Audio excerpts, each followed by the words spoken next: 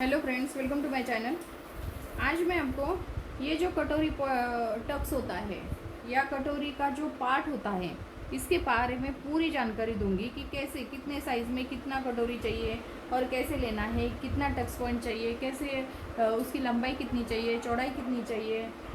ये जो टक्स जो है जैसे किसी किसी को ये जो टक्स जो है ऐसे सीधा ऊपर नहीं दिखाई अच्छा देता, तो वो उसके लिए क्या करना चाहिए। बहुत सारी टिप्स जो है कटोरी के बारे में मैं आज बताऊंगी।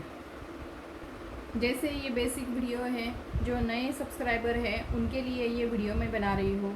जो नए सब्सक्राइबर है या बेसिक जो लोग सीख रहे हैं उनके लिए ये वीडियो जो है ये बना रही हूँ। वीडियो पसंद आने पर वीडियो को लाइक ज़रूर कीजिए, शेयर करें और हमारे चैनल को सब्सक्राइब करें। तो चलिए देखते हैं यहाँ पे आपको क्या करना है कि कटोरी का जो पार्ट होता है, बहुत सारे लोगों को क्या हो जाता है, ब्लाउज़ तो सिल लेते हैं लेकिन ये जो कटोरी का पार्ट होता है ये ठीक से नहीं बैठता। अभी ये ठीक से नहीं बैठेगा, एक तो टक्स ऊपर जाता है, नहीं तो छोटा हो जाता है, कटोरी बड़ी हो जाती है या कटोरी छोटी हो जाती है। तो इसके लिए क्या करना चाहिए ये पूरा डिटेल्स में मैं इस वीडियो में बताने वाली हूँ। जब हम कटोरी का नाप लेते हैं, कटोरी का नाप लेने के बाद जब हम कटोरी का पार्ट जो होता है, ब्लाउज़ का पूरा नाप तो ले लेते हैं, ब्लाउज़ सिल लेते हैं। कभी कभी क्या हो जाता है, कटोरी का जो पूरा चेस्ट का नाप जो है वो ज़्यादा रहता है, यहाँ से यहाँ तक नापोगे तो ये ज़्यादा नाप रहता है, लेकिन कटोरी जो होती है वो छोटी रहती है। जैसे हम चेस्ट के हिसाब से कटोरी निकालते हैं तो कभी कभी ये कटोरी छोटी रहती है। कभी कभी क्या हो जाता है, ये नाप जो है चेस्ट का नाप कम रहता है लेकिन ये कटोरी का नाप जो है ये बड़ा रहता है, तो बड़ी कटोरी चाहिए, तब हमारी कटोरी जो है वो छोटी हो जाती है। उस वक्त क्या करना चाहिए वो पूरा मैं आपको इस वीडियो में बताती हूँ। अब देखिए, जब भी हम ब्लाउज़ का नाप लेते हैं, पूरा ब्लाउज़ का नाप लेने के बाद आपको क्या करना है, कटोरी का जो नाप है वो लेना है यहाँ से यहाँ तक। हर किसी के ब्लाउज़ में जितना आपका नाप आता है उतना ही आपको नाप लेना है। यहाँ से यहाँ तक आप नापोगे, जैसे यहाँ से यहाँ तक आप नापने के बाद ये देखिए, यहाँ पे हम कटोरी का नाप ले लेते हैं। यहाँ से यहाँ तक आपको कटोरी नापना है, तो ये आता है हमारा 5.5 इंच। कटोरी का जो नाप आता है ये आता है हमारा 5.5 इंच। अब ये 5.5 इंच कटोरी का जब नाप आता है तो कटोरी हमारी एकदम परफेक्ट और एकदम राउंड शेप में इस तरह से आनी चाहिए। तो आपको क्या करना है, जब हम कटोरी का पार्ट निकालते हैं तब आपको क्या करना है, जैसे यहाँ जितनी हमारी कटोरी आती है उतनी हमें दूसरा ब्लाउज सिलने के बाद आनी चाहिए। और यहाँ पे आपको क्या करना है, यहाँ से यहाँ तक नापोगे, 5.5 इंच आपका कटोरी का पार्ट आया है, उसका सेंटर आपको निकालना है। सेंटर निकालने के बाद यहाँ पे सेंटर से नीचे 1.5 इंच रखना है। 1.5 इंच लेने के बाद यहाँ से यहाँ तक आपको 1.5 इंच लेना है। यहाँ से 1.5 इंच और इस साइड में 1.5 इंच आएगा तो ये टक्स पॉइंट के लिए 3 इंच हो जाएगा। कौन से भी कटोरी ब्लाउज़ में कटोरी की चौड़ाई जो है, टक्स पॉइंट की चौड़ाई हमें 1.5 इंच ही रखनी है, छोटा नाप हो या बड़ा नाप हो। 1.5 इंच का तो हम टक्स लेते हैं, यानी कि 3 इंच का टक्स हो जाता है।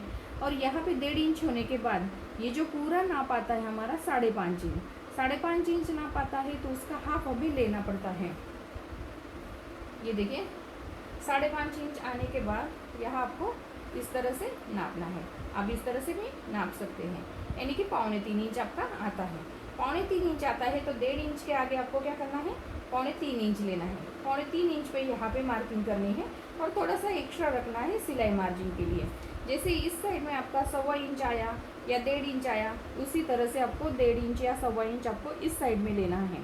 और नीचे के साइड में हमने 1.5 इंच लिया है तो यहाँ पे आपको इस तरह से इसको ज्वाइन करना है। यहाँ से भी आपको थोड़ा सा 1/4 इंच आपको एक्स्ट्रा रखना है, जितना आपका सिलाई में जाता है उतना आपको एक्स्ट्रा रख के यहाँ पे आपको इसको ज्वाइन करना है।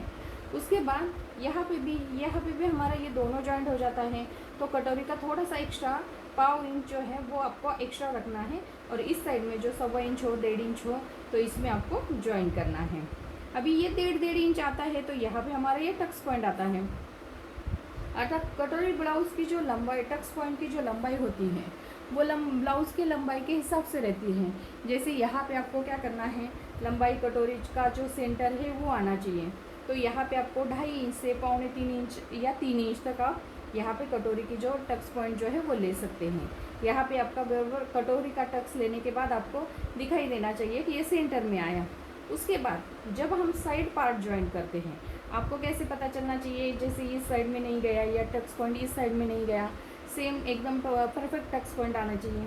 तो ये जो टक्स पॉइंट जो है ये इस तरह से, यहाँ पे हमारा जॉइंट जो होता है ये एकदम सीधा आना चाहिए। इससे क्या हो जाता है, आपका जो टक्स पॉइंट है एकदम परफेक्ट आया, इससे पता चल जाता है। अब देखिए ये हुआ हमारा टक्स पॉइंट का, जैसे इसके नाप को लेकर हम इस तरह से बना लेते हैं। लेकिन कभी कभी क्या हो जाता है, हमारा जो कटोरी है बड़ा हो जाता है, ऐसा लगता है हमारा कटोरी जो है चेस्ट के हिसाब से बड़ा हो गया। तब आपको क्या करना है, जैसे जैसे मैंने पहले बताया है उसी तरह से आपको कटोरी का नाप लेना है, उसी तरह से आपको कटोरी को बढ़ाना है। आपको लगता है जैसे टक्स पॉइंट देने के बाद आपको ये जो कटोरी है वो नापनी है, ये कटोरी नापनी है। जैसे आपको लगता है ये कटोरी बड़ी हो रही है, तो अब जब हम ज्वाइन करते वक्त आपको क्या करना है, हल्का सा राउंड शेप में इसे कट करना है, हल्का सा क्वार्टर इंच जो है इसे कट करना है। जैसे पूरा राउंड शेप में हल्की सी आपको फिनिशिंग देनी है, उसको हल्का सा कट करना है। कट करने के बाद आपको पता चल जाएगा कि आपकी कटोरी जो है, जैसे आपका पहला ब्लाउज़ है उसी तरह से आपकी कटोरी आ गई है।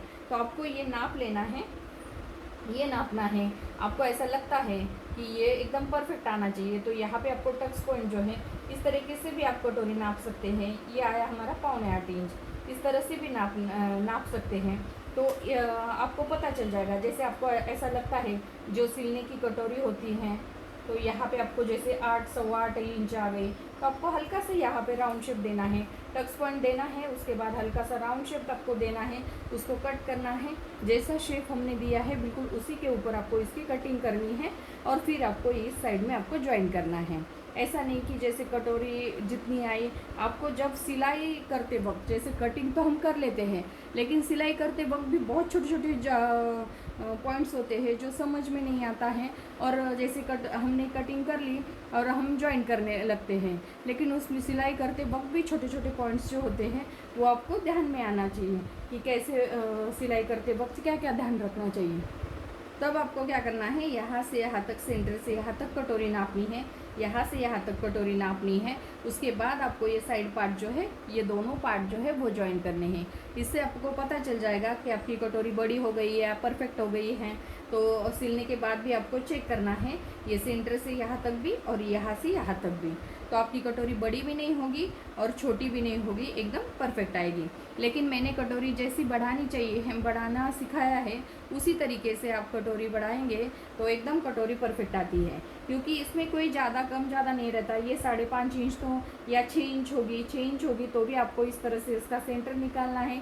3 इंच पे आपका सेंटर निकलेगा, इससे इसके नीचे आपको 1.5 इंच लेना है, इससे भी कम ज़्यादा कुछ नहीं करना, 1.5 इंच ही लेना है। 1.5 इंच का तो हम टक्स पॉइंट के लिए लेते हैं, और जितना हाफ पॉइंट होता है उतना हाफ आपको यहाँ पे लेना है, और एक्स्ट्रा मार्जिन तो हम सिलाई के लिए लेते हैं। इससे कटोरी बड़ी और छोटी नहीं होती।